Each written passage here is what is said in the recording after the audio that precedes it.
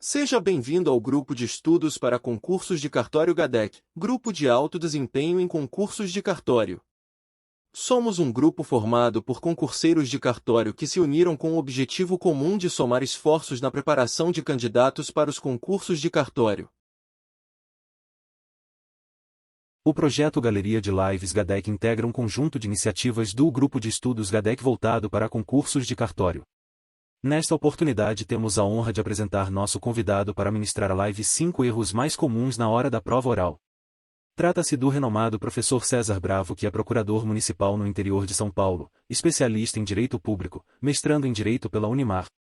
Idealizador da banca virtual Escola de Oratória Jurídica no ano de 2019, é autor do Método BV de Preparação para Provas Orais. Possui certificação em Técnicas de Oratória pela Fundação Getúlio Vargas, FGV, e pelo Instituto de Comunicação Glória Portela, tendo ainda certificação em Programação Neurolinguística pela Sociedade Latino-Americana de Coaching. Desejamos uma excelente e proveitosa live para todos.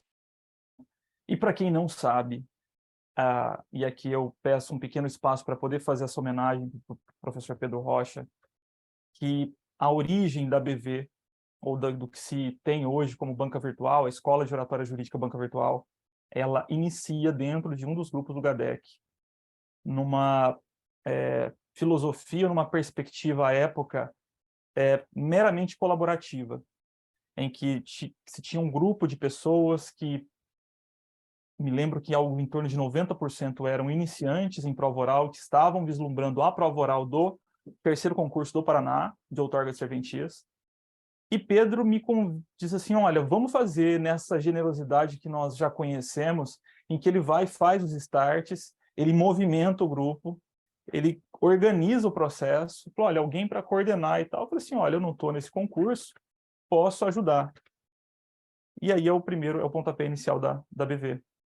Porque ali achava que não tinha nada para colaborar com as pessoas, e de repente o cuidado, o treinamento e o compartilhar de um pouquinho da minha experiência com oratória jurídica já à época, uma experiência já um tanto quanto densa, permitiu que a banca virtual surgisse e se tornasse hoje um dos cursos preparatórios para provas orais, específico para a outorga de serventias, dentro da nossa humildade, dentro do nosso tamanho, mas tentando sempre fazer um trabalho baseado na mesma filosofia, viu, Pedro? Uma perspectiva colaborativa ou pluricolaborativa.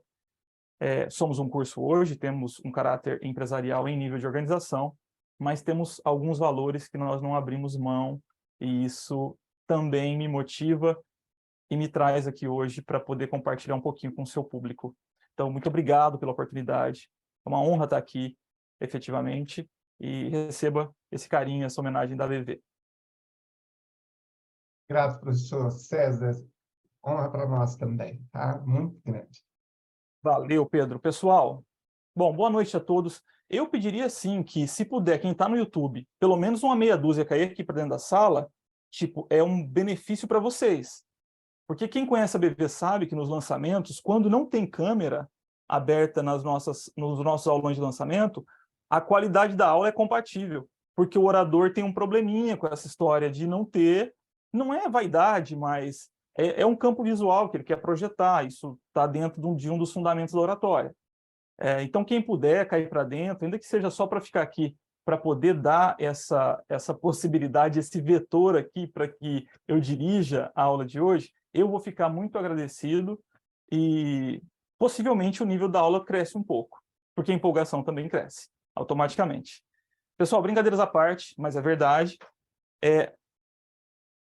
Feita essa breve introdução, então apenas para complementar a apresentação do professor Pedro Rocha, para quem não me conhece, meu nome é César Bravo, eu sou o idealizador da banca virtual e tenho algumas certificações em oratória, destacando técnicas de oratória pela Fundação Getúlio Vargas, pelo Instituto de Comunicação Glória Portela do Rio de Janeiro, e tenho certificação internacional em programação neurolinguística também, além da formação em Direito, é claro, mestrando em Direito pela Unimar, e valeu, André, tá vendo só? É bom pedir que vocês são solidários. E idealizei a BV lá em 2019 e sou o criador do método pedagógico Banca Virtual preparação para provas orais, que nós vamos tratar alguns aspectos aqui hoje, baseado na temática que o professor Pedro nos oportunizou. Então, é um prazer estar aqui. Sejam todos bem-vindos, vocês que estão no YouTube, no Instagram, e os que estão aqui no Zoom, o William, especialmente, que é o nosso ouvinte aqui presente. E quando o professor Pedro Rocha me provocou para estar conversando um pouquinho com vocês aqui hoje, e porque o tempo é escasso, eu tentei trazer aquilo que, do ponto de vista do iniciante, especialmente, como que é essa projeção do episódio, né, do fato lá no mundo, da prova oral. O que efetivamente isso causa e o que seriam esses erros, aspas. Erros eu digo porque efetivamente não são erros. Em alguns casos é uma falta de compreensão, ou uma ausência de uma compreensão mais racionalizada sobre o que é essa atmosfera da prova e que tipo de ferramenta que você precisa buscar para poder ter condição de estourar essa nota. Valeu, William. E bom você ter colocado a primeira fase, porque o item 1 do nosso bate-papo de hoje é com o principal erro, método de estudo da primeira fase. Percebam, eu poderia estar aqui agora de ter começado, olha pessoal, o principal erro de prova oral é você responder diretamente a pergunta do examinador. O segundo erro é você não controlar emocionalmente. O terceiro erro, e as pessoas vão listando esses erros, e ok, isso é ótimo, muito bem, olha, você tem uma boa percepção, César, mas e daí? Porque isso é um lugar comum. Dizer que tem que ter controle emocional na prova oral é um lugar comum. Mas e qual é a pergunta correta, César? A pergunta correta é entender o que vem antes do que é a aplicação prática da prova. Mas por quê, César? Porque está relacionado com o item 1. Antes de chegar à fase oral, você passa por 2 fases de prova em alto nível, com uma concorrência em um nível de qualidade técnica absurdo. Você precisa se preparar de maneira específica para a primeira fase, porque uma questão pode te deixar de fora da prova da segunda fase. E porque o nível é muito alto e o critério é meramente matemático, percebam, o critério da primeira fase não é efetivamente conteúdo ou compreensão do direito. É um critério matemático. Quem acerta mais. Mas, César, o conteúdo está dentro dessa ótica. Mas ele está ou não está em segundo plano?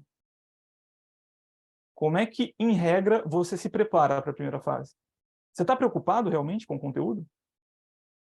Você está preocupado em compreender institutos para fazer uma aplicação racionalizada no problema? As provas sequer são problematizadas.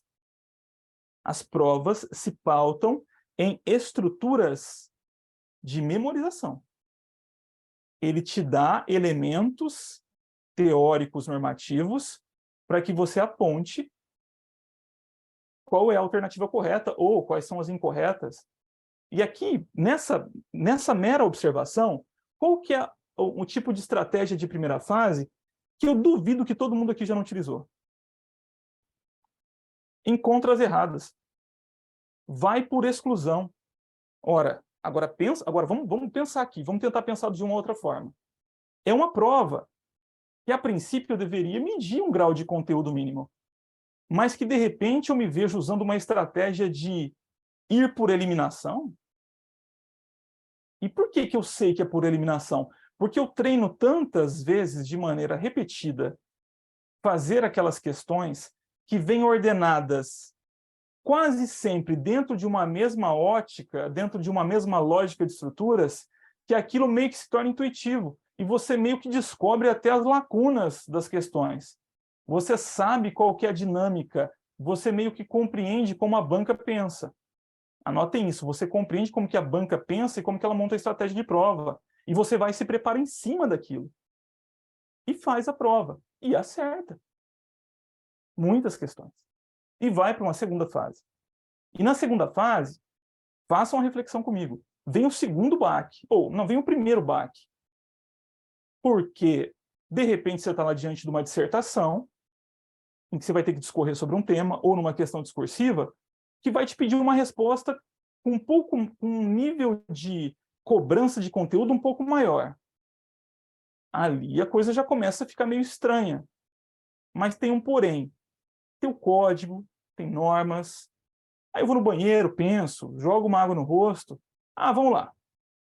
Pego aqui um acessório e vou construir. Essa pergunta não vai ficar sem resposta. Pior das hipóteses, eu vou encontrar o dispositivo legal aplicável e vou construir ali uma proposta de resposta minimamente adequada. Mas aí vem a prova oral.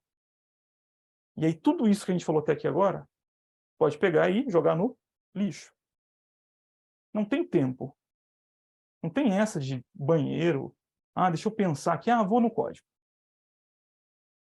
Não tem isso. Deixa eu ir por eliminação. Deixa eu encontrar a alternativa equivocada ou a errada. E aí o vetor pedagógico ou o vetor de aferição de mérito, né? É um concurso, eu vou aferir quem tem mais mérito aqui para ficar em cima. Ele vai se pautar em um mecanismo que, de certa forma, é até injusto. A prova oral. E olha, eu sou professor de oratória. Injusto, César? Está divulgando contra você.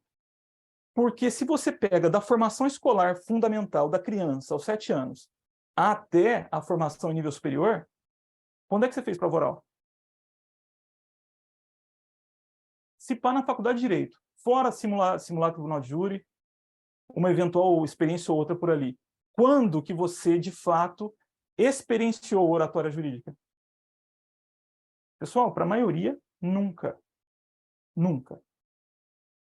Mas e aí, César? Isso é fundamental para compreender.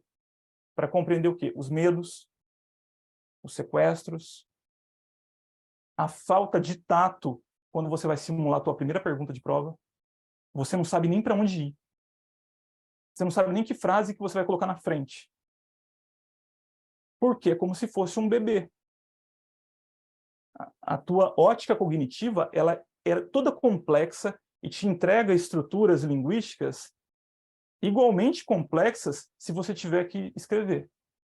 E você pensa, raciocina, faz aplicações hipotéticas e sai lá uma dissertação 10, 9. Olhem para as notas de vocês do Tocantins. Olha o que vocês fizeram. Só que quando você pensa que é aquela mesma coisa, mas que o vetor de comunicação não é a linguagem escrita e sim a verbalizada, você percebe que parece que dá um tilt, ou parece que a coisa não acontece da mesma forma, e não acontece mesmo. Ou que para a maioria, em regra no início, não acontece. Por quê? Porque o sistema é diferente. E aqui não é o direito, galera. A minha intenção aqui hoje de trazer um pouquinho dessa experiência de 4 anos de BV e da criação de uma metodologia que não se pautou nas ciências jurídicas. Ou que as ciências jurídicas não é a base de fundamento da metodologia que eu sugiro que a galera aplique. Não. A base está na neurociência e na psicologia. E aqui, abrindo parênteses, um dos problemas do direito. Essa coisa do direito se basta, entendeu? Essa coisa, porque é o direito. Não, o direito. Gente, o direito é meio. O direito não é um fim em si mesmo. Ele precisa das outras ciências. E quando a gente está falando de prova oral, quem tem essa compreensão de tentar internalizar algumas ferramentas da psicologia ou da programação neurolinguística e aplicar no estudo, no processo de compreensão dos institutos, ele estoura, ele sai, ele transcende aquele campo superficial de memorização repetida e viciada e que daqui 15 dias vai embora. Então, a ideia de entender um pouquinho sobre o que é memória remota, o que é memória de médio e longo prazo, o que é memória emocional, e o que a memória emocional tem a ver com prova oral, são muitos desses aspectos que vai fazer com que você quebre o paradigma, com que você passe a enxergar certas coisas no concurso a partir de um ponto de vista mais pluridisciplinar. E não só do direito. Eu tenho que entender o direito para fazer uma boa prova oral. Bem, errado. Errado. Você pode ter uma capacidade de retenção extraordinária de conteúdo. Pode ser doutor em direito. Mas se você não compreender como que os vetores de comunicação eles ocorrem, como que eles devem ser construídos para que se atinja a desejada retórica jurídica, é tipo uma carroça lotada de coisas que não vai te servir para muito desempenho. É dizer o seguinte, em outras palavras, quantidade de conteúdo em uma resposta de prova oral não significa o melhor desempenho. A erudição nem sempre, ou quase nunca, vai ser responsável pelo atingimento. Por quê? Porque tem um aspecto neurolinguístico aqui que se chama expectativa do examinador. Que nas provas orais do concurso de cartório, e eu analisei muitas e acompanhei pelo menos as últimas 3, não é um nível de exigência em densidade de conteúdo muito alto. Não é. São provas, até certo ponto, justas. E o problema do candidato que não compreende isso, ele acha que é gincana. É quem fala mais em menos tempo vence. E aí ele não observa inúmeros atributos de oratória e de comunicação. E, sobretudo, na linguagem não verbal. E não quer ou não consegue compreender que existe uma comunicação abstrata acontecendo aqui enquanto eu estou falando e vocês estão ouvindo. Que nos 10 segundos iniciais da minha fala, você estava me julgando inconscientemente. E só depois você decidiu me ouvir. E isso acontece com todo mundo. Com todo mundo. Porque nós temos valores, porque nós temos crenças próprias, nós temos verdades, entre aspas. E, de repente, eu coloco lá neurociência na primeira frase, vixe, esse aí vai viajar na maionese. E aí eu causo um bloqueio na nossa ponte de comunicação. E você vai embora. Então, percebam como isso está ligado com a eloquência, que é um dos grandes atributos da oratória em sentido amplo e que você deseja para a sua prova oral. E o que é eloquência? Eloquência, clareza de raciocínio, objetividade, capacidade de sintonizar com a audiência ou de me conectar com o meu público e permanecer conectado. Sem perdas abruptas, sem perdas drásticas. Por quê? Porque na hora que eu tenho a perda drástica da minha ponte, da minha audiência, na prova oral, o que acontece? Interrupção. Se eu consigo manter a ponte de comunicação com eloquência, com uma estrutura de resposta mínima e um conteúdo minimamente adequado, o que acontece? Vocês fortalecem a ponte de comunicação. E isso, indiretamente, faz o quê? Quebra a resistência do outro, do examinador. Se ele é intolerante e você se utiliza de um atributo de oratória como eloquência, por exemplo, ou como um bom trânsito argumentativo, uma cadência de fala bastante assertiva, você se aproxima dele inconscientemente. Você cria traços de uma ponte de empatia. Empatia não está no direito. Está na psicologia. Eu preciso compreender minimamente o que é essa empatia desejada para a prova. E não é para assim, é porque eu quero ser coitadinho, é porque eu quero que ele goste de mim. Não, galera, não é isso. Mas é para que você possa trabalhar com os atributos durante a prova e criar uma atmosfera fértil. E para que ao final da sua arguição, o que você deseja? Eu quero uma nota 10, César. Errado, não é isso. O que eu quero meio que como objetivo, até pode ser como objetivo finalístico, mas qual que é o meu objetivo imediato? Eu quero chegar ao fim dessa arguição com o meu examinador tendo uma sensação ao meu respeito. Quem quer trabalhar com os fundamentos ou com os atributos de oratória, sobretudo empatia, eloquência e perfil de autoridade de candidato para aquele cargo ou para aquela função, no caso dos notários registradores, você quer causar também uma sensação no outro, do tipo, epa, esse candidato tem essa frase, aspas, que foi dita por um examinador numa das nossas lives, lá na BV. Esse candidato ou essa candidata tem o perfil. Que história é essa? Tem o perfil? Sim, perfil, modelos, paradigmas. O YouTube é uma ferramenta extraordinária quando bem usada. Pedro, pensa 15 anos atrás, quando se fazia concurso, e de repente está numa prova oral.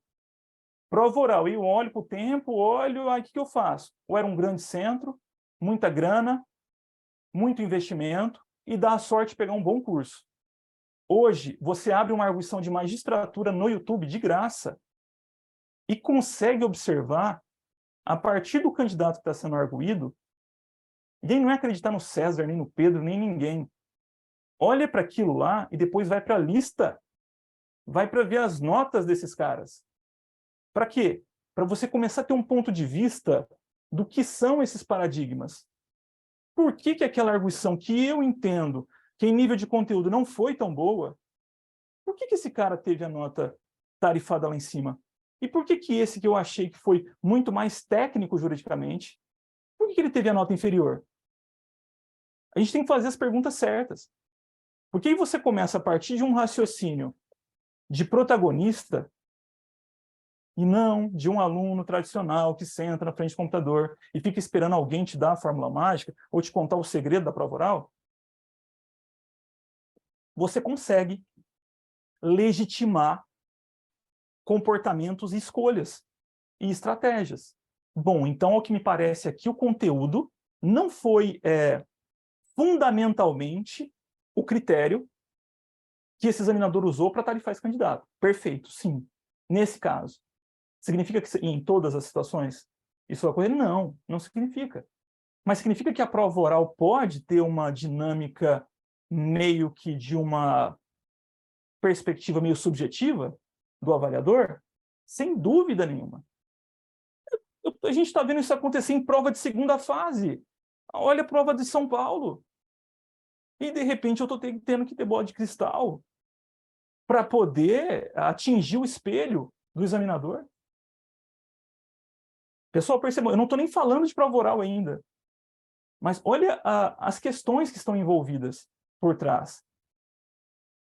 Quando vocês chegam no curso, e eu coloco vocês para falar, qual que é a primeira grande fala que se repete? Ah, César, eu tenho medo de falar, porque eu sou introspectivo, porque eu nunca falei, porque eu não tenho dom, porque isso, porque aquilo outro, e eu não vou conseguir, e está me dando pânico. São essas as falas. Só que o problema é que quando você se restringe a fazer apenas um reconhecimento em nível de uma autossabotagem, ou de um reconhecimento de uma incapacidade inata, você não está se permitindo enxergar o processo, ou buscar razões legítimas que vão justificar o fato de você estar nessa circunstância, de repente não saber lançar uma frase verbalizada com o sujeito, verbo, predicados, objetos. E aí quando eu brinco no aulão de lançamento, eu falo assim, olha, não dá para responder uma questão de multipropriedade com o sistema frasal lá da primeira série, a bola é amarela. Num sistema de construção, de sintaxe clássico. Por quê? Porque a linguagem jurídica ela tem um quê de uma sofisticação dela. E se eu quero promover reflexos, ou seja, se aquilo que eu disser, eu quero tocar subjetivamente no ouvido do meu examinador, a fim de que ele encontre pontos de toque que vão me colocar numa condição de ser um candidato diferenciado, a conclusão muito lógica e razoável é qual? De que eu preciso também me dedicar a me reconhecer dentro da minha própria linguagem e ver, olha, de fato eu tenho aqui algumas lacunas, preciso buscar estruturar essa minha linguagem do ponto de vista da sintaxe de uma forma um pouquinho mais sofisticada. de modo a usar alguns elementos que são muito comuns e presentes na linguagem jurídica. E como, César? Pega um voto do STF, os votos que eles estão lá falando, aqueles votos em que a transcrição é eles falando a respeito do direito. Só disso você vai perceber que tem muito gerúndio, tem muito particípio, conforme estabelecido ido na Constituição Federal, resta pacificado ado na jurisprudência do STJ. São elementos de uma linguagem jurídica não ritualística, né, mas litúrgica, que são importantes para nós, porque eu quero gerar espelhos de comunicação. Espelhos de comunicação não é direito também.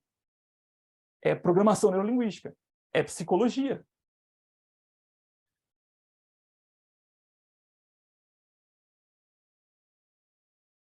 Isso. Pessoal, podem interagir comigo aí no chat, viu? Se vocês quiserem perguntar se eu falei alguma abobrinha, aí vocês comentem aí no chat que eu vou falando, mas no final a ideia é abrir um espaço para que vocês possam tirar as dúvidas. Humildemente, eu entendo que é preciso romper com esse método aqui. Esse método, ok, eu acho que ele serve, ele vai continuar sendo utilizado porque eu preciso passar do facão da primeira fase. Beleza. Só que é possível conjugar ao treinamento de estratégias de resolução de questões algum tipo de método que me permita já ir me aproximando do direito, que eu tenha uma compreensão um pouquinho mais densa sobre os institutos, do tipo, eu estou lá fazendo questões de prescrição e decadência, prescrição, a perda da pretensão, pretensão, a decadência, perda do direito. Ok, eu tenho como criar ou utilizar algum tipo de metodologia que vai me permitir prescrição e decadência, segurança jurídica, estabilidade das relações jurídicas, porque essa vai ser minha frase de início na minha resposta para oral. Eu entendo que prescrição e decadência é uma composição entre fato natural e aspectos jurídicos relevantes. Por quê? Porque prescrição e decadência é tempo que passa, mas o tempo pelo tempo não é fato jurídico. É um fato natural. Agora, quando ele decorre do ato lesivo da escritura pública lavrada, a lesão particular a partir da lavratura da escritura, esse tempo que corre depois disso até o atingimento dos 3 anos, são 3 anos, é tempo. Tem fato jurídico aqui. Por quê? Porque o transcurso desse prazo, desse tempo, promove um efeito jurídico importante, qual seja, os efeitos da prescrição em relação à pretensão do lesado, ou se for um ato jurídico caducificante, que a doutrina contemporânea entende que é um ato jurídico caducificante. Então, eu vou estudar, eu vou fazer as questões, mas eu estou preocupado em compreender as bases de significado dos institutos. Porque se eu não fizer isso lá atrás, na primeira fase, você não vai fazer na segunda. Só que aí você vai chegar 2 meses da prova, perturbando minha orelha lá. César, porque agora a prova, 2 meses da prova e não sei o quê, e eu tenho que compreender todo o direito em 2 meses? Gente, é impossível. É por isso que eu falo que eu fico muito revoltado com algumas coisas, porque a aprendizagem é um processo. Perfeito, Divan. Eu acho que é uma estratégia bastante inteligente. Bastante inteligente. Porque ou é isso, ou você vai deixar para estudar depois da segunda fase. Porque durante a segunda fase, o que a gente faz? Vocês vão estar estudando para a parte prática mais. O tempo que a gente quer dedicar, o tempo que sobra, que resta, você vai querer suprir uma lacuna ou uma vulnerabilidade de uma parte que vale muito para a tua prova, que é o exercício da atividade. Tipo, não vai ter tanto tempo assim para você se dedicar a compreender ou fazer um estudo um pouco mais denso. Então, o único momento em tese que sobraria, ou que o planejamento, pessoal, que o planejamento do estudante deveria observar é: estou sem edital. Cadê o meu cronograma? Quando eu olho para o cronograma de conteúdo, eu consigo me enxergar riscando muitas daquelas linhas do tipo, não preciso estudar isso aqui. César, isso quase nunca acontece. Vocês têm que se fazer essas perguntas. Se de fato esse método funcionasse, qual que é o sentido de vocês, a cada edital, correrem atrás de um curso de primeira fase? Desculpa, mas não faz sentido. Se é uma prova eminentemente objetiva, os conceitos clássicos, ou aquilo ali que é majoritariamente relevante para poder avançar, a não ser parte de normas. Quero fazer um curso aqui, César, beleza. Mas, em tese, naquele momento, era o momento de investir numa densificação de conteúdo ou atualização normativa. Por exemplo, só para ficar com essa hipótese para vocês. Ontem eu estava na banca do TJ Santa Catarina e o ponto era obrigações, não, era contratos e direitos reais. E aí a pergunta era sobre contratos de compra e venda, e a colega deu uma boa resposta, né, localizou, Código Civil, transferência de propriedade, imóvel, tradição, imóvel registro, e aí ficou incompleta e eu perguntei, eu falei assim, tá, mas tem um elemento essencial no contrato de compra e venda, que consta, inclusive, expressamente do Código Civil. Que elemento é esse? Excelência, que a transferência de propriedade, em que uma parte entrega coisa e a outra em contraprestação ao pagamento de um preço, em dinheiro, em moeda de curso forçado. Ponto. Aí eu repergunto. Então esse contrato não pode ser feito em dólar? Ou em moeda estrangeira? Aí houve ali alguma insegurança, e beleza. E como na sequência eu fui fazer a observação e fui meio que construir essa última premissa, vai destacar, excelência, que a moeda de curso forçado, o pagamento em dinheiro em moeda de curso forçado é elemento essencial, haja vista, inclusive, disposição expressa do Decreto-Lei 857, que expressamente consigna que é nula a obrigação pactuada em ouro ou moeda estrangeira. E aí vem... E a beleza eu acho que está nisso. Né? A gente não tem vaidade intelectual. Como eu fico muito à frente agora dos cursos, apesar de ter sido candidato por um bom tempo, gente, atualização legislativa o Pedro está aí para... É todo dia. E todo dia tem lei nova e todo dia estão alterando. E a lei de mercado de capitais passou, Pedro. E eu não vi que lá no final ela revoga expressamente o Decreto-Lei 857. Ela revoga para conjugar num único corpo normativo todas as regras relacionadas a mercado de capitais, contratos de seguro, exportação, enfim. As disposições meio que foram repetidas ou reproduzidas na nova lei. Acho que é 14.286. Quem não observou isso, observe. Porque o meu gatilho de saída nessa resposta, vislumbrando a prova oral, era: vale destacar, excelência, que, nos termos do Decreto-Lei 857, isso era o meu gatilho para fazer um fechamento de resposta um pouco mais completa numa pergunta de contrato de compra e venda, em que eu estivesse falando de real ou moeda de curso forçado, ou do requisito essencial da utilização da moeda de curso forçado no contrato, ou, enfim, um negócio jurídico nacional. Então, para dizer o quê? Que isso tem a ver com a primeira fase, César? Que é importante o trabalho que se faz ali atrás, porque as atualizações normativas são muito velozes. Então, é importante continuar fazendo as questões, porque é o tipo de estratégia mais eficaz para poder avançar. Mas, galera, tem que colocar alguma coisa conjugada aí. Porque o contrário disso é você se preparar para a tua prova oral só depois. E eu falo com muita honestidade com o pessoal do Paraná, porque nós começamos na pandemia em 2019. E 80% deles era a primeira prova oral da vida. E eu brinquei esses dias, Pedro, com eles. Eu falei assim, olha, por óbvio, né? Foi um período horroroso, nem vale fazer nenhum tipo de piada com isso. Mas não fosse a pandemia, talvez vocês não tivessem tido esse desempenho. Por quê? Porque eles se apropriaram da metodologia e se propuseram a suprir carências de conteúdo no médio e longo. O tio de uma delas está aqui, que é o Manuel Galvão, que não me deixa mentir. Ela se dedicou, ela se debruçou, ela acordava de madrugada, estudava, não, vou estudar no método certo agora. E foi, e desempenhou. E desempenhou, hoje está tabeliando lá no Paraná, no estado do Paraná. Então, assim, é aquilo, eu não posso contar com esses eventos. Bom, então eu preciso fazer um replanejamento, pessoal. E assim, não precisa acreditar no que eu estou dizendo. Vai para as listas. Quem fica nas cabeças, não da lista final. E da lista final vai ter a média, os títulos, a gente sabe como é que funciona. Agora, em prova oral, pô, todo mundo se conhece. É o cara, o alienígena, tá tirando alguns casos, vamos colocar aí, pô, Jacopete e o Caçamba, para mim são alienígenas, os caras são muito inteligentes mesmo e são muito bons. Da última prova oral de São Paulo. Foram os únicos 2 candidatos que tiraram acima de 9.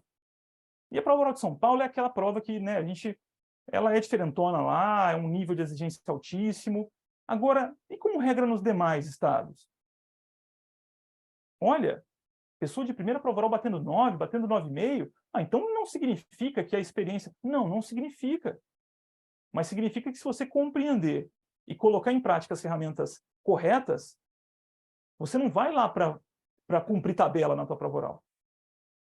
E, pessoal, e sobretudo porque é aquilo, né? Eu demorei um pouco a compreender, ontem brinquei com o Pedro a respeito disso. Eu tinha uma vaga impressão de que as pessoas não compreendiam muito bem o papel da prova oral no concurso de outorga de delegações, mas depois eu tive convicção. Porque eu falei assim, cara, você não entende que, tipo, ela tinha, né, o mesmo peso da prova discursiva, ou seja, se um eventual insucesso na segunda fase pode ser perfeitamente compensado na fase oral. Ou seja, o jogo não acabou. O jogo não acabou. Mas as pessoas não compreendem isso. Muito pelo medo, muito por esse bloqueio. Ah, não, é muito trampo, César. Não, vou ter que lidar com muitos demônios e tal. Falei, olha, mas um desempenho mínimo, 5, 6, te tira a chance do teu sonho. Porque a galera vai subir. Não compreender o raciocínio, eu vou dar uma acelerada aqui, porque senão eu estouro o tempo.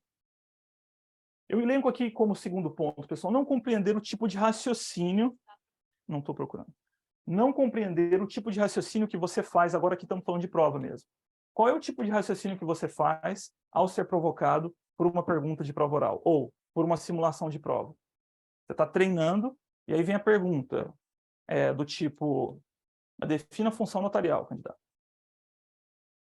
Então, para quem está anotando. Você tem que se fazer essa pergunta. Qual o tipo de raciocínio que eu utilizo? Como eu penso a partir da provocação? E aí as respostas podem vir.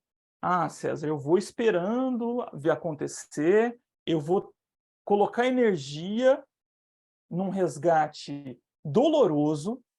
A função notarial é a função pública, e alguns vão começar assim, vão repetir o enunciado, vão colocar uma função de titularidade do Estado, que é delegada, e ele está meio que buscando esses códigos, que seria como rememorizar uma senha, porque a coisa não tem significado para ele.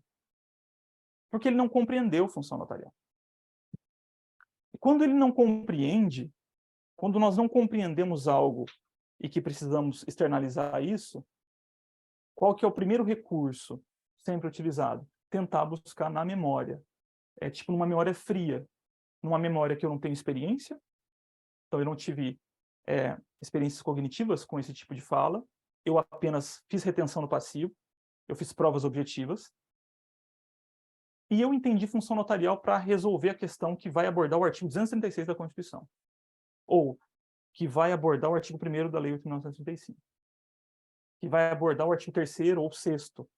Ah, tem as 3 competências comuns, instrumentalizar, redigir documentos, autenticar fatos, aí vai para as privativas. Ah, escritura pública, é isso que eu sei de função notarial. O problema, queridos, é que isso não responde à questão. Não responde, sobretudo na forma como isso vai vir para você. Ela vai vir toda quebrada. Vão aparecer algumas palavras. Há quem recomende fazer brainstorm, e eu absolutamente não recomendo que se faça isso, porque o brainstorm pode colocar numa enrascada. Eu recomendo que se faça mapas, que você crie as próprias trilhas, que vão te dar acessos para que você possa transitar dentro das questões. Mas aí o meu estudo, quando eu estou compreendendo, eu já estou projetando as questões. Isso tem a ver com outra parte da metodologia que hoje a gente não tem tempo para falar. Mas eu não compreendo o meu raciocínio. Eu não sei se eu tenho que pensar de outra forma. E naquela atmosfera instável emocionalmente, eu não tenho outro recurso. Eu só tenho o da memória. Aí é quando quebra, e quando quebrou uma palavra do código, assim como uma senha, experimenta esquecer um número de uma senha de cartão. O resto não vem. Porque é frio, não tem significado. Tudo que é abstrato, não importa se é direito ou o que é, e você tem que fazer a retenção passiva, você tem que fazer uma acumulação desses conhecimentos, das informações. Por que é tudo muito difícil? Sobretudo porque não existe um elemento importantíssimo para qualquer retenção de conhecimento. Não existe emoção. Se perguntem o porquê que as senhas do cartão de crédito, as senhas aí desse vasto, né, plexo de dispositivos eletrônicos que nós temos acesso hoje, o porquê que as suas senhas invariavelmente vão buscar números que guardam alguma relação emocional com você. Porque o número por si só é abstrato. Agora, o que te faz rememorar não é o número em si, mas é a experiência emocional que ele representa para você. Daí porque eu coloco na senha do Windows o aniversário do meu cachorro. Eu sou pego pelo emocional. A minha emoção, ela colabora, ela otimiza uma funcionalidade cognitiva que vai me permitir ter o acesso ao dado. Ah, mas César, não tem como a gente fazer isso com o direito e tal, porque como é que a gente vai vou ter uma relação emocional com a hipoteca? Não é isso, mas você tem como buscar experiências cognitivas positivas com o direito. Onde? Num espaço como esse aqui, por exemplo. Grupos de amigos, pessoas com os mesmos interesses. Contudo, essas atmosferas precisam ser saudáveis. Elas precisam ser construtivas. Elas não podem ser destrutivas. Por quê? Porque a experiência destrutiva te gera também uma emoção negativa, bloqueadora. Por que eu não me preocupo, nas primeiras bancas, com simular prova? Porque eu estou preocupado em ver o aluno falar em primeiro lugar. Ele se encontrar dentro da própria linguagem dele. Ele ter a primeira experiência positiva com o conhecimento jurídico. Porque isso tem um reflexo importante. E não é para prova, é para prova oral também, mas não tem nada a ver com o direito. Qual é o reflexo? Aquilo começa a construir as bases do que, para mim, é o fundamental para a prova oral. A autoconfiança. Ele tem uma primeira experiência positiva, ele se fortalece, ele vai se empoderando aos poucos, ele vai vendo que aquilo não é um monstro, ele vai vendo que com estratégias ele vai conseguir desenvolver, e a habilidade é um caminhar numa escada, é um passo de cada vez. Tem que contemplar o avanço, porque senão ele não se consolida. E aí eu caio na autossabotagem de novo. E de repente a pessoa se vê, pô, não, peraí, eu consigo. E agora eu tenho experiências positivas com o direito, que dispararam hormônios de bem-estar, serotonina, endorfina, oxitocina. E de repente daqui 20 dias, um mês, 2 meses, alguém vai te falar sobre aquele assunto e de repente você tem uma impressão que surge daquela memória emocional do evento em que você protagonizou o direito. Você falou sobre posse, por exemplo. E agora ela também vai servir como um tipo de gatilho, como um tipo de otimização da funcionalidade. E aqui a gente está tentando, e percebam de novo, isso não está no direito. A gente está tentando pegar essas ferramentas e os elementos lá da neurociência e da psicologia para poder fazer fortalecimento de bases e começar a me relacionar com o direito de uma forma diferente. Essa frase é da Eliza, eu sempre gosto de citar ela. Ela é tabeliã hoje em Marialva, no Paraná. Ela falou assim, olha, César, para além da prova oral, o método me ajudou a mudar a forma com que eu me relacionava com o direito. Olha como que isso é precioso. Porque a relação era eminentemente obrigacional. E a relação obrigacional não gera experiências emocionais positivas. Gera indiferença, gera fazer por fazer. Tudo que se coloca emoção, pessoal, e essa emoção positiva, de resguardo, de cuidado, de gentileza, de contemplação, de buscas, de projetos, de aspirações, essas emoções, elas fortalecem uma ferramenta invisível dentro de nós. E que para a comunicação ela é imprescindível. Porque se eu não tenho isso, por exemplo, numa aula como hoje, vocês já teriam ido embora. Comunicação sem paixão não é comunicação. Quem falou isso, César? Uma criança do 2º ano do ensino infantil na Inglaterra. Fizeram uma pesquisa com crianças. Colocaram os oradores. Quem que você falou melhor aqui? Tá? O Pedro Rocha. Por quê? Falou, porque ele fala com paixão. Porque, olha, para criança. Porque ele contagia, porque essa comunicação ela vai para um outro nível.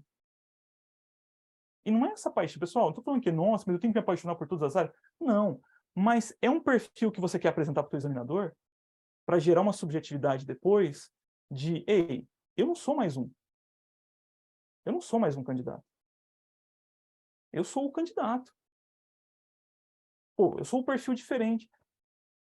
Bonilha, Dr. Márcio Bonilha, dezembro de 22, numa live de lançamento do curso de São Paulo. Porque, assim, eu gosto de ouvir os examinadores. O que é esse candidato que estoura a nota, Bonilha? Que vai para as cabeças. Ou vou entregar aqui um conteúdo, sabe, valioso para vocês. Tá? Eu vou abrir aspas para a fala dele. Falando, o candidato que é articulado, César, o candidato que tem consciência de fala, que consegue prender a atenção do examinador, que respeita os limites, que não é arrogante. Falei, tá, Bonilha, beleza, legal, entendi, mas vamos lá. Aí eu fiz a pergunta direta. Nos seus 4 exames orais por São Paulo, me cita um candidato que ficou marcado para você por essas qualidades. Ele não titubeou e Reinaldo Veloso. Aí eu falo, por quê? E a primeira frase dele é uma arguição diferente. Ponto, pessoal. E aqui, eu vou falar o que é diferente, mas aqui resume bastante. Ele é um candidato diferente. E por que isso é importante? Porque eu tenho uma vala comum de candidatos. Eu tenho uma vala de 70%, de 75% de um povo que se parece em tudo. É quase aquele clipe do Pink Floyd. Eles vão ter as mesmas reações, eles vão se comportar da mesma forma, eles vão sequestrar e dar branco e não vai ter estratégia de resposta, de saída. Não me recordo excelência em cima de não me recordo excelência. E ele quer ir embora, ele quer acabar com aquele tormento.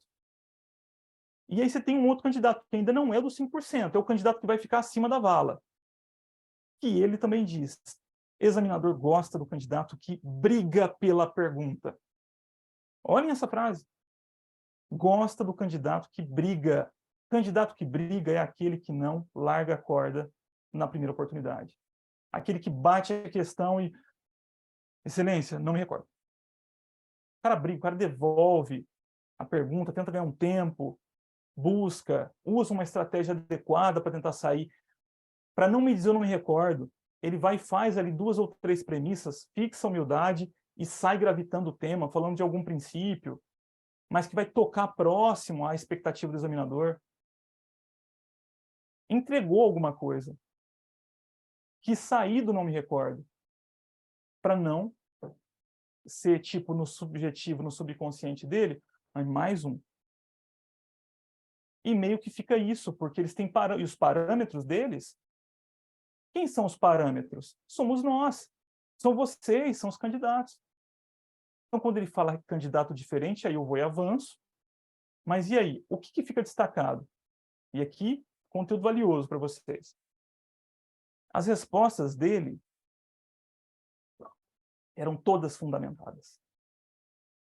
Algumas vinham com diploma normativo e dispositivo legal verbalizado.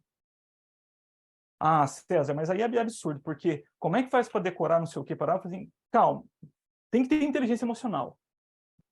Para ele, no perfil de expectativas daquele examinador, o que isso significa para nós quando ele fala isso? Um perfil dogmático. É um perfil do examinador que gosta de respostas mais objetivas, e que vai ter uma impressão mais positiva do candidato quando ele colocar os diplomas normativos, de repente, na primeira frase, mesmo que não verbalize o número. Ah, porque eu não lembro que a 5.709 de 71 é a lei da aquisição de imóvel rural para o estrangeiro. Mas você pode dizer, excelência, nos termos da lei específica que disciplina a aquisição do imóvel rural por estrangeiro, vírgula. Você localizou, você verbalizou o diploma pelo nome ou pela sua ementa. E depois você começou a responder. E vale dizer, excelência, que no mesmo diploma normativo há um rol de hipóteses excepcionais, as quais não estarão suscetíveis da incidência das restrições, bem como da solenidade da escritura pública para o negócio jurídico. E, opa, por que que isso é importante, pessoal? Porque isso demonstra que você sabe onde você está caminhando. O candidato que não faz isso, o que ele faz? Excelência, a aquisição do imóvel rural para o estrangeiro só pode ser feita por escritura pública.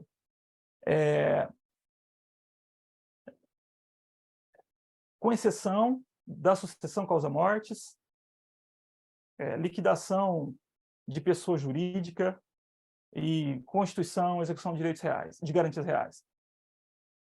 A maioria está preocupada em reagir à pergunta entregando o que é o conceito jurídico abstrato. E qual que é o problema dessa proposta? Aí peguem a prova oral do Rio Grande do Sul e peguem do Mato Grosso do Sul. Eles fazem isso.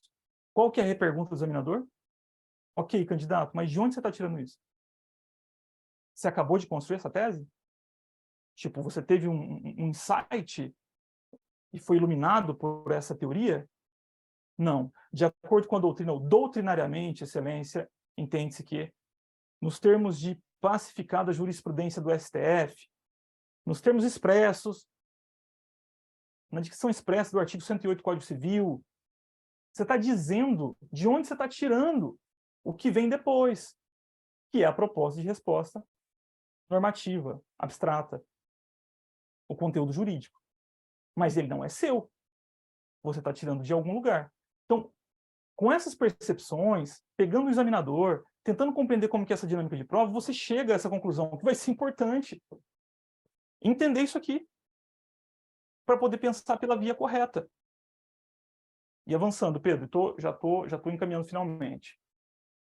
Como terceiro ponto, eu coloquei reação emocional à pergunta, que de certa forma eu já meio que simulei para vocês aqui. O candidato clássico, a vala comum vai fazer o quê? Recebeu a pergunta, candidato, defina obrigação própria rem. Exato, uma resposta dissertativa, exatamente. Dissertativa, em formato de dissertação. Dissertação porque a rigor é tentar ser impessoal ou, no máximo, ali trabalhar com terceira pessoa. Né? Então, por exemplo, um erro clássico, nem coloquei aqui, mas que acontece muito ainda nos treinamentos. E assim, pessoal, estou falando isso humildemente de alguém que arguiu 700 alunos nos últimos 4 anos, por mais de 8.000 horas de arguição. Então, quando eu pego esses erros clássicos, eu estou tirando de onde vem, do ponto, entendeu? De como vocês chegam. Então, a pessoa que começa lá, olha, excelência, entendo que... Entende nada. Ele está te perguntando o que é obrigação propter rem, e você não é doutrinador. A obrigação propter rem está na doutrina, está na jurisprudência, está na lei. Então, aqui tem um problema de definição, de modelo linguístico. Olha a linguagem lá como é importante. Eu tenho que me encontrar dentro da minha linguagem e entender que uma proposta de resposta dissertativa, você nunca iria começar uma prova escrita com entendo que a obrigação propter rem. Pô, se eu não vou fazer isso numa resposta discursiva e nem numa dissertação, por que eu vou fazer isso respondendo uma questão de prova oral? A não ser que ele pessoalize. Doutor, o senhor na condição de tabelião lavraria essa escritura? Opa, o vetor mudou. Excelência, humildemente e tal, e aí você vai dar a sua opinião, mas apenas a partir de prévia provocação. Reação emocional à pergunta é essa lógica de recebeu a pergunta, define a obrigação propter rem. Excelência, e aí ele pega o enunciado, você nem raciocinou ainda. você é tomado pela ansiedade de prova. Defina a obrigação própria perrengue. Excelência. Obrigação própria perrengue obrigação própria perrengue, tipo, estou simulando situações que são muito clássicas. Não é para reagir emocionalmente à pergunta, você não tem que começar a responder logo, tão logo a pergunta é feita. Mas para que você possa entender isso, você tem que ver como é que você se sente. Porque, na verdade, a reação emocional é meio que o corpo está tomando o teu racional. É quase como se você não tivesse controle. Porque como a atmosfera ela é muito desgastante, você toma a pergunta e o cara está te olhando, é mais fácil pegar o enunciado, você coloca na frente para poder ter um pouco de espaço. Só que o problema de fazer isso é que a resposta tem que vir na sequência. E aí, de repente, numa fração ali de 1 segundo, de menos de 1 segundo e meio, você tem que fazer um acesso abstrato e dizer que a obrigação própria perrengue é aquela que se vincula a coisa e sequela, e todas as características dela ambulatorial e por que isso onera. E aí vem uma outra pergunta. Eu gosto muito de usar o arquivo do computador. Pega um processador i9, sei lá. Você clica 2 vezes no PDF. Ele abre? Ele abre assim, tipo, automaticamente? O meu não abre. O meu ele vai 1 segundo, 1 segundo e meio, 2 segundos, foi. Ele abriu. Pô, a gente está falando de tecnologia, e você quer que o teu cérebro ele vá lá para aquele baú de onde você armazenou todo esse conteúdo abstrato, e você quer que ele procure lá e te entregue numa fração, é muito difícil de acontecer isso. Então, o contrário de reagir emocionalmente à pergunta é fazer o quê? É você ter um condicionamento de corpo, mente, espírito, de receber a pergunta com um leve sorriso. E eu, no caso, César candidato, eu não consigo ficar olhando, porque eu vou me sequestrar. Bom, eu sei disso, então o que eu preciso fazer? Eu vou receber a pergunta no sorriso só para não deixar a ponte Japor quebrar, e eu vou quebrar a conexão visual. O André Vilaverde fala que é para a gente olhar para cima aqui, tem essa outra estratégia. Olha para cima, não fica encarando ele, olha num ponto aqui em cima da cabeça, ele não vai perceber que você não está olhando para ele. Eu acho que naquele momento, essa quebra de conexão, ela não é tão prejudicial. Porque é o momento em que eu estou ali, pô, ele sabe. Eu estou só fazendo uma reflexão, e aí quando eu voltar, excelência, no âmbito de direito obrigacional, e como sendo uma classificação específica, atinente, e eu me permitir, nesses 5 segundos, promover os acessos que tem a ver com a tua metodologia de estudo. Porque aqui, o que vai ter que vir para você? O que é minimamente adequado falar na própria REN? Que ela tem uma natureza jurídica específica, que ela onera, que ela persegue. Ah, vou falar do débito condominial, vou falar do IPTU, e que não importa, o titular. Só que essas entradas têm que acontecer para você nesses 4 segundos. Por quê? Porque você vai usar a argumentação de improviso e com retórica tentar. Localizou, 1, 2, e a fim de exemplifica-se, excelência, a título de exemplo, cita-se o débito condominial. Obrigação de pagar, mas que nesse caso não vai se vincular ao sujeito, mas à coisa. Enfim, não reagir emocionalmente à pergunta. É o que acontece invariavelmente. E o reagir emocionalmente, aqui para fechar, pessoal, tem um segundo problema. Como você se condiciona a pegar o enunciado, colocar na frente e depois saltar, doutor, defina a alienação fiduciária umbrella. Excelência, a alienação fiduciária umbrella? César, não faço a menor ideia. Então, por que você fez isso?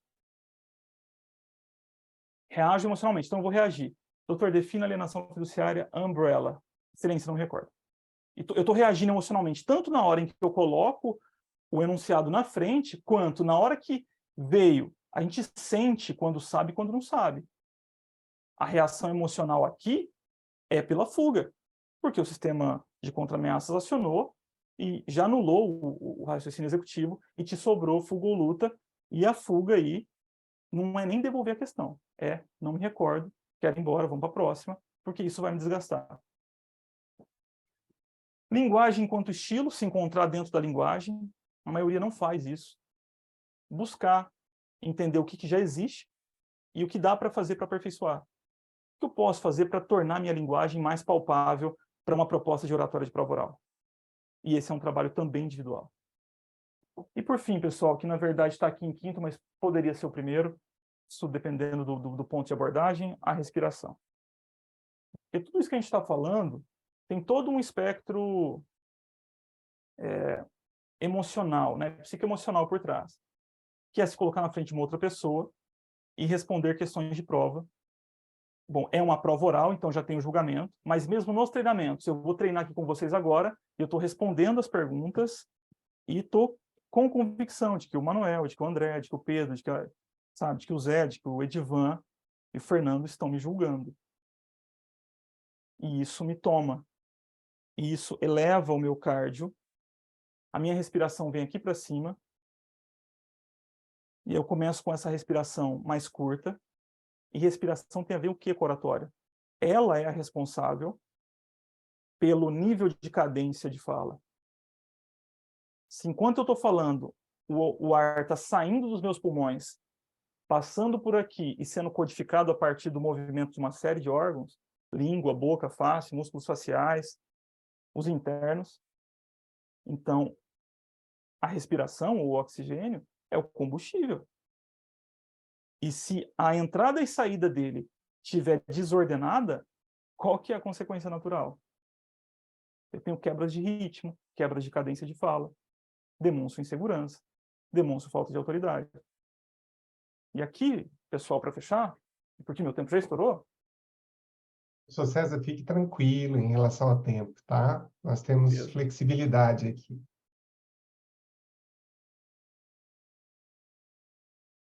A falta de consciência respiratória, ou a falta de uma consciência da importância da respiração no processo de fala, ou qualquer que seja a proposta de comunicação, seja uma aula, uma prova oral, ou o que você for fazer, a falta de consciência a respeito da importância dela é responsável por grande parte dos insucessos.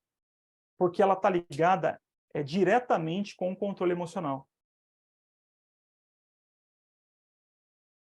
Se eu entendo que quando estou treinando, um dos gatilhos que eu percebo que eu vou perder o controle, O primeiro gatilho é eu sinto meu coração bater um pouco mais rápido e de repente a minha respiração ela vem aqui para cima e eu sinto que ela está aqui. Eu digo que eu sinto que ela está aqui porque eu, seja na aula, treinando para a prova, correndo, eu sempre tento fazer os meus exercícios, especialmente a atenção plena, baseado na diafragmática, que é uma respiração que está aqui embaixo. Então eu inspiro inflando o abdômen e não o peitoral. Porque se pega fazendo, é que agora eu já falei, mas se eu tivesse pedido para alguém fazer, eu falo, inspira profundamente, possivelmente vai acontecer isso, ó. E nós veríamos uma dilatação dessa parte de cima do meu tronco. Por quê? Porque os vícios, uma falta de experiência com comunicação, com fala, você não precisa ter impostação de voz. Ora, César, para que eu preciso de impostação de voz se eu não tenho atividades ligadas à comunicação? De fato, quem que tem? Cantor, ator. Qual é a respiração que eles utilizam? Diafragmática. Porque isso está ligado com impostação de voz, com o teu melhor timbre vocal. E você segura esse gatilho aqui embaixo. Então, quando eu percebo que a minha respiração quer me tomar, porque o meu cardíaco já desequilibrou, qual que é a ferramenta mais clássica que dá para utilizar? Que a nossa avó falava, meu filho, quando acontecer e tal, respira e conta até 10. Para quê? Para não fazer uma besteira. Por quê? Porque a besteira vem do contra-ameaças. O sistema emocional toma conta e aí são duas alternativas. Ou você corre, você sai dessa situação, ou você luta, xinga, bate. É o emocional tomando conta. E quando o emocional ele toma, ele promove uma anulação do outro sistema cognitivo, que para nós importa para responder as questões. Porque é no sistema executivo que nós vamos fazer as buscas. E, de novo, pessoal, isso é neurociência. Mas, César, compreender isso é importante. Porque aí você vai valorizar isso aqui. se você não medita, se você não tem nenhum tipo de atividade ligada a controle respiratório ou de estímulos de estabilidade respiratória, você precisa internalizar e colocar no teu hábito pelo menos um exercício simples de respiração 3 vezes ao dia. Percebam, não é para a prova, não é antes do treino. Porque a ferramenta não vai funcionar se você não internalizar. Para que ela se consolide como sendo uma ferramenta mesmo, você precisa ensinar o teu corpo.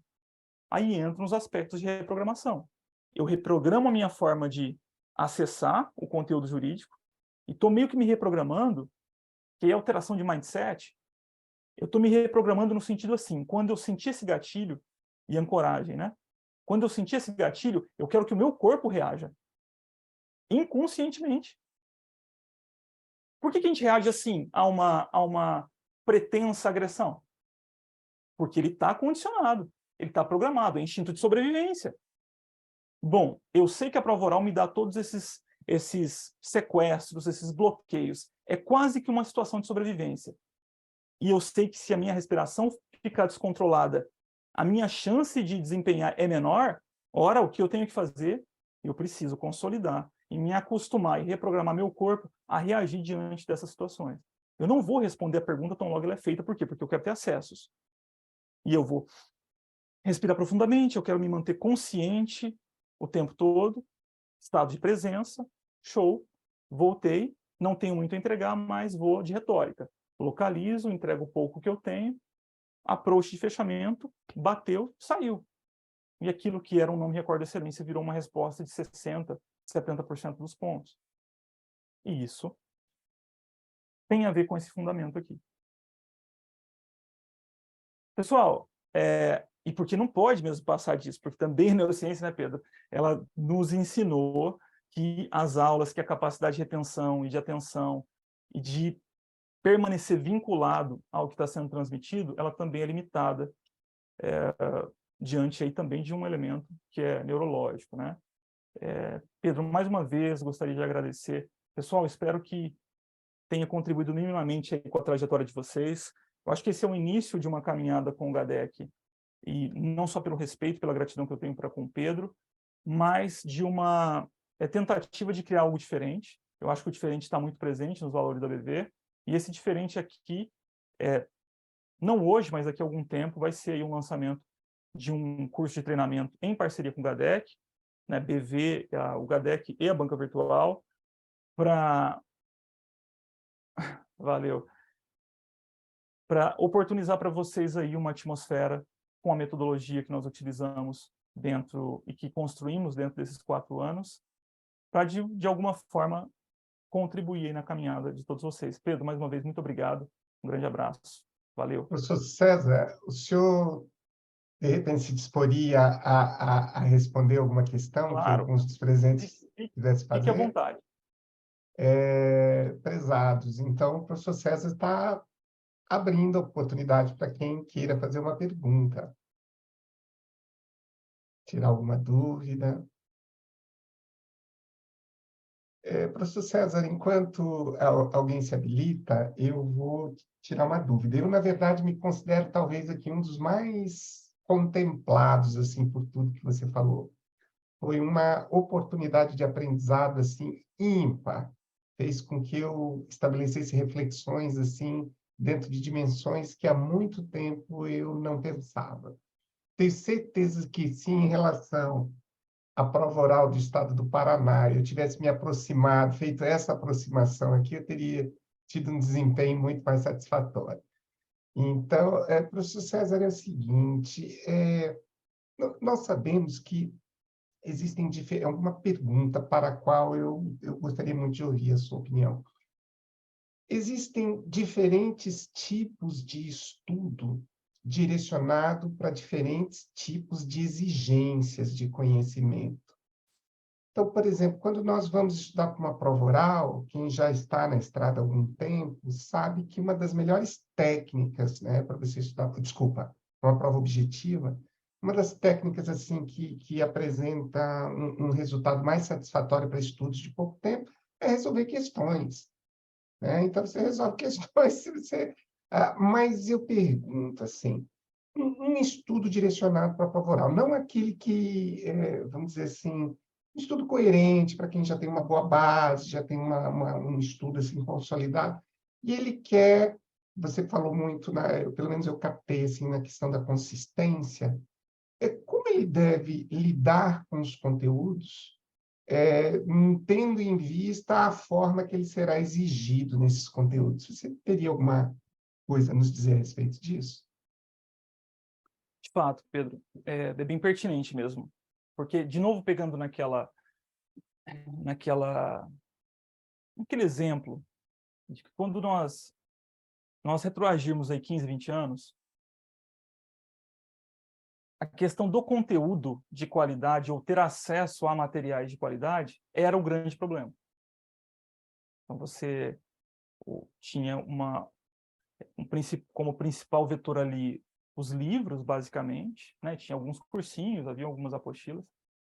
Mas o que a gente tem hoje é um excesso de conteúdo jurídico, em certa medida, conteúdo de qualidade, mas que um dos desafios, ou um dos principais desafios que não existia antes e que hoje existe, é justamente esse processo de escolha, né? Que é pedagógico, de certa forma, que é você saber fazer uma filtragem naquilo que existe, ou, que aí, do meu ponto de vista, é o principal erro, a partir de uma filtragem, e que é individual, daquilo que eu já tenho, daquelas zonas do conhecimento em que eu já me encontro estável, em que, por exemplo, eu não teria necessidade de fazer um enfrentamento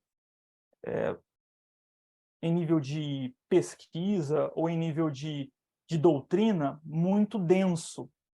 A exemplo do REURB, que, de certa forma, é um instituto recente que agora começou a vir a ser cobrado com um pouco mais de profundidade, mas que ainda é muito incipiente. E quando eu treino provas, quando nós treinamos com o REURB, é um samba, entendeu? Vira uma salada, porque ele ainda é muito recente. E a compreensão de um instituto jurídico abstrato é aquilo, é amadurecimento. Não existe isso de aprender de maneira profunda algo que não tem significado para a gente a princípio, e tentar se colocar isso contra o tempo. Tipo, isso é maléfico para nós, ou para o estudante, para o candidato, porque aí ele vai se auto-sabota por conta de uma autocrítica, que nem é uma autocrítica, é uma imbecilidade. Porque, ele acabou de ser criado. Pô, entenda as bases. Então, quando eu falo do REURB e tal, eu falo, gente, direito fundamental. Eu preciso entender, não é ir para os artigos do REURB e começar, porque legitimação fundiária... Calma. Você tem que entender que o teu cérebro precisa processar essa informação e que, dessa forma meio recortada, ele não consolida. Ele pode até consolidar agora. Aí 15, 20, 30 dias. Vai ver depois o que acontece. Pulverizou. Já pulverizou. Por quê? Porque não tem significado. Agora, quando você vai para direito fundamental, a moradia, ocupações irregulares, desordenação territorial urbana, que vem da década de 40, 50, 60, morros, favelas, APP, ocupação em áreas de preservação ambiental, e Estado não vai fazer nada? Vem Estado social, Estado pós-social, vou efetivar direito fundamental, flexibilizando regras de ordem pública, 6766, novo Código Florestal, e crio um instrumento de exceção, que vai regularizar isso aqui, por conta disso aqui, e porque tem conflito de direito fundamental, percebam como é direito constitucional. Então, quando eu pego as pessoas pegando a 13.465 e querer entender ela desse jeito, eu falo, olha, você tem que entender uma coisa, que aí tem direito fundamental à moradia em um aparente conflito com o interesse difuso coletivo, que é o meio ambiente, para aquelas ocupações que se dão em áreas de preservação ambiental. Então, olha onde que está o tronco disso. Exatamente porque não existe conflito de direito fundamental, mas qual que é a técnica de solução? Direito constitucional. Num sopesamento de interesses, nessa ponderação, o legislador escolhe, nessa hipótese, relativizar um pouquinho para poder fazer efetivar o direito fundamental à moradia. Tudo bem que isso aqui não vale para a REURB, né? Eu até fiz uma crítica disso no meu trabalho de conclusão do mestrado. Para a REURBS, esse argumento ele é absolutamente válido. Mas assim, Pedro, respondendo a tua pergunta, tem método, César, tem forma? Eu não acredito em metodologias milagrosas e nem em metodologias absolutistas, que pretendem resolver todos os problemas. Eu acho que metodologia tem muito a ver com o estudante. Porque depois que vocês entendem alguns aspectos de PNL, depois que a gente vai estudar isso, a gente vai ver que a forma como o Pedro estuda, ou o nível de eficácia que o Pedro tem usando uma metodologia que conjuga videoaulas no estudo passivo dele, ele tem um nível de eficácia no estudo dele muito maior do que o meu, se eu fizesse a mesma coisa. E por que que isso existe? Porque, para mim, no meu sistema representacional, o assistir aulas não tem o mesmo nível de eficácia cognitiva semelhante àquele em que eu consigo na leitura passiva. Porque eu tenho uma predisposição, o meu cognitivo ele tem uma otimização da funcionalidade quando eu me proponho a entender a partir de leituras. E porque eu não tenho paciência para assistir a aula. O professor é importante, assim como o autor da obra também é. Então percebam, a escolha da metodologia, eu acho que ela tem que envolver quais são os vetores metodológicos que mais têm significado para você. Você fez a filtragem? Olha, eu preciso me debruçar e estudar direito sucessório. Tem alguma coisa aí já pronta? Ixi, César, não tem. Então, aí para mim não tem solução. E eu gosto muito de ser honesto nessa parte lá nas aulas, porque quando estou dando aula ali do coisa, as doutrinas estão ali. Eu vou para a base, entendeu? Eu volto para a doutrina. Então, assim, para entender o direito sucessório, eu falo, olha, para entender a teoria do fato jurídico, tem que entender a teoria do fato jurídico, gente. Não dá para ficar com essa noção superficial, porque ela vai te servir lá no casamento, ela vai te servir no negócio jurídico, ela vai te servir em várias outras perguntas. E eu estou projetando as perguntas de prova. Então, não vai ser, o que é fato jurídico em sentido estrito? Tipo, pode até ser que ele te pergunte isso, mas quando você tiver lá, por exemplo, lá falando de emancipação, entendeu? E de repente no meio da tua fala você falou assim, você dizer que por expressa disposição do Código Civil, Excelência, essa emancipação como sendo a antecipação, ou tendo como significado a antecipação da capacidade civil plena, que como regra se dá pela maioridade, possui natureza jurídica de um ato jurídico em sentido estrito. É tipo, eu quero sair com frase de efeito no final, para quê?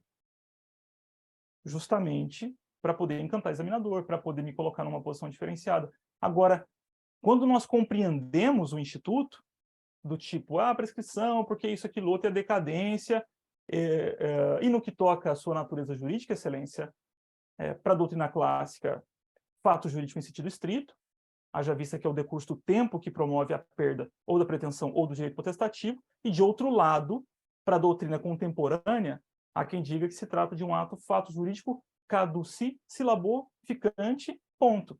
E nem usei o portanto.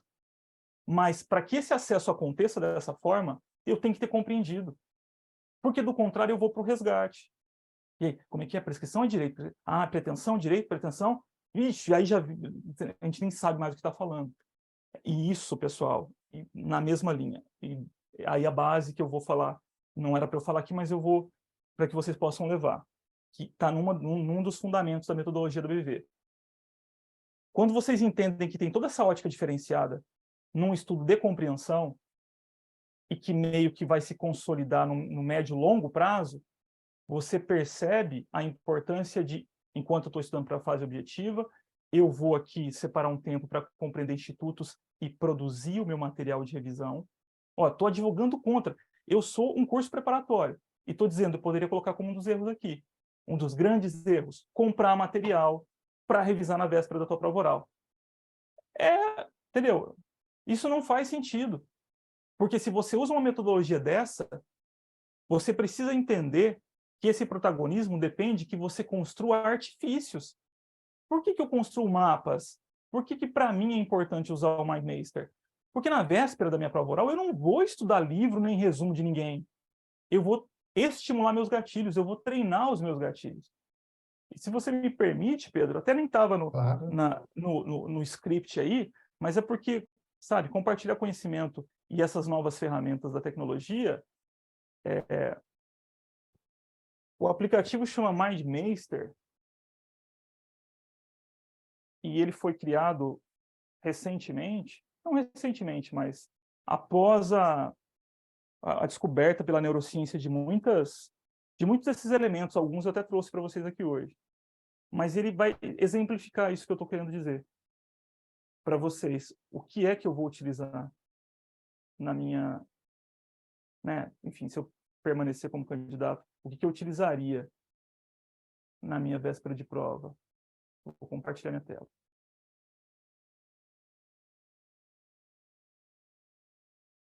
Compartilhou? Está compartilhando. Isso. Deu. Foi? Foi. Esse é o MindMeister. Pessoal, façam as perguntas certas. Você está lá no controle de constitucionalidade, lá no direito constitucional. Esse é um exercício que você precisa fazer. O que vão me perguntar? Como é que isso é perguntado em prova oral? Bom, aí eu pego lá perguntas de outros concursos e tudo mais. E baseado numa técnica que a gente utiliza lá na BV, né, que a gente denominou de técnica de gatilhos, eu entendo que a funcionalidade do meu cérebro, baseado naquilo que nós estudamos da neurociência e da neuropsicologia e da programação neurolinguística, ela tem uma atuação otimizada quando eu historicizo o que eu pretendo compreender, ou o que eu quero aprender. Quando eu coloco isso dentro de uma cadeia ordenada de premissas que vão meio que se completando e tendo algum significado, o meu cérebro processa a informação de uma maneira mais eficaz. Bom, então eu poderia fazer isso com alguns institutos mais abstratos? Sim, fazer isso com alguns institutos mais abstratos que estão um pouco distantes do meu nível de discernimento. E aí eu vou ordenando esse mapa de modo a bater em gatilhos ou em palavras-chave específicas que serão as perguntas da minha prova. Mas só isso? Não. Eu vou fazer isso de uma forma para que essas palavras-chave elas se tornem ímãs, para que elas, uma palavra bate e atrai outra, que atrai uma outra chave, que atrai outra chave, que atrai outra, que atrai outra, e assim eu vou passando por todo aquele conteúdo que eu pretendo internalizar. E para que tudo isso, César? Porque se o grande problema na prova oral são esses 3, 4 segundos da pergunta, 3, 4 segundos entre a pergunta do examinador e a tua reação, o que é o desejado? O que eu precisaria, então, fazer para ter uma chance melhor? Bom, se eu tivesse um acesso cognitivo mais veloz, se a partir da pergunta, pelo menos um gatilho de resposta aparecesse para mim, eu vou com a improviso e começo a construir minha fala, sem quebrar. Bom, se isso é o desejado, teria um jeito de eu estimular isso? E aí o MindMeister responde essa pergunta. Por quê? É mapa mental. Mas olha para o mapa mental do teu livro, ou aquele que você faz. Eles são estáticos. Você olha para o mapa e você não tem uma sensação, você não tem essa sensação aqui, ó. Então, no meu mapa, a ideia de um controle de funcionalidade parte de um pressuposto, de um significado, de uma necessidade. O direito não é fim, então para que eu tenho que ter controle de funcionalidade? Como pressuposto do controle, ou para que eu tenha um controle, qual que é o pressuposto necessário? O pressuposto jurídico, que eu tenho uma Constituição escrita e rígida. Rígida no sentido de que o modelo de alterabilidade seja mais solene do que as demais normas do ordenamento. Pronto, o gatilho que abre, rígida escrita, pressuposto, prova, questão de prova oral do 11º. E após o pressuposto, escrita rígida, eu quero, na segunda premissa, tratar de algum aspecto que vai estar relacionado com supremacia, numa perspectiva keyesiana, de hierarquia normativa. Supremacia, pirâmide normativa, gatilhos para minha entrada, eventualmente, numa segunda premissa dessa resposta. E que vai puxar o que eu vou colocar no final, talvez, ou no meio, não sei, porque eu vou improvisar. Tudo isso numa ideia de que o controle de constitucionalidade, ele se projeta para uma ideia de um texto normativo que se encontra hierarquicamente superior, de modo que a Constituição serve de um parâmetro abstrato, norma-parâmetro abstrato para o controle de todas as demais normas desse ordenamento jurídico. Percebam, os significados que eu estou falando não estão aqui.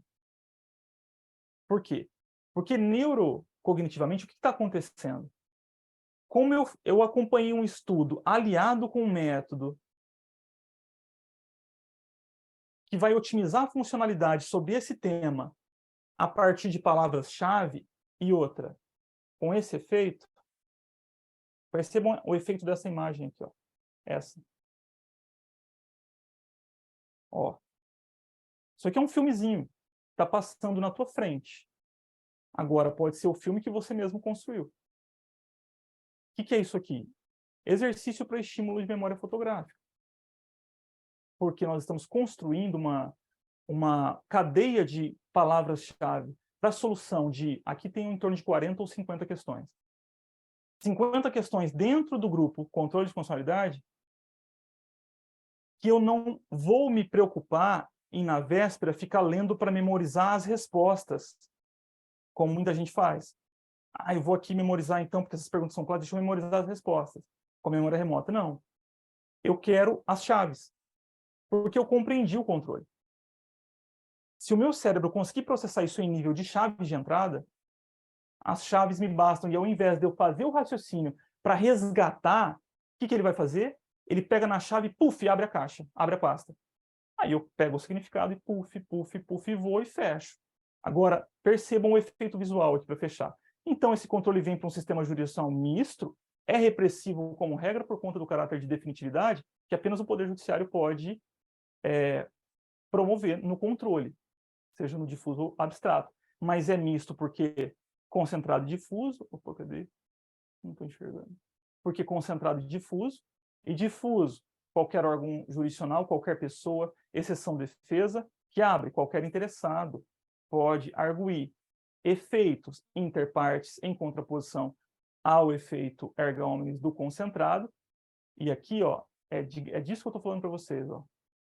Porque como eu só vou voltar aqui para poder fazer revisão, efeitos como regra interpartes, aí eu trago exceção, aproximo exceção, a abstrativização dos efeitos, a abstrativização dos efeitos da decisão no controle difuso, pegando ali um quê de uma extensão dos efeitos do controle que é típica do controle concentrado.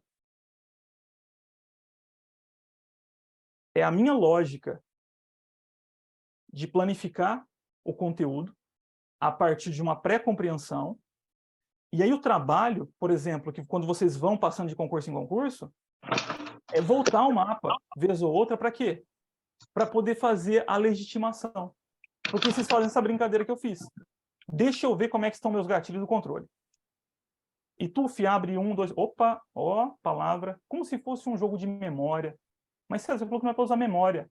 A memória de médio, longo prazo. Aqui é que está o grande filé da história. Porque o que a gente quer, na verdade, é a memória de médio e longo prazo. Ela se consolida. Porque a memória de curto não me serve. Ela vai se pulverizar, ela vai se estender. Então, fechando, respondendo a tua pergunta, Pedro, quem entende essa lógica e atrela ao estudo passivo lá atrás, já começar a fazer esses planos, projetando o que seriam essas questões e como que ele vai acessar. Se é que tem segredo, pessoal, de novo, né, na brincadeira do segredo, se é que tem segredo, eu acho que o segredo está na velocidade do acesso. É a velocidade com que o teu cérebro vai processar a provocação e você vai ter condições de construir uma resposta minimamente adequada.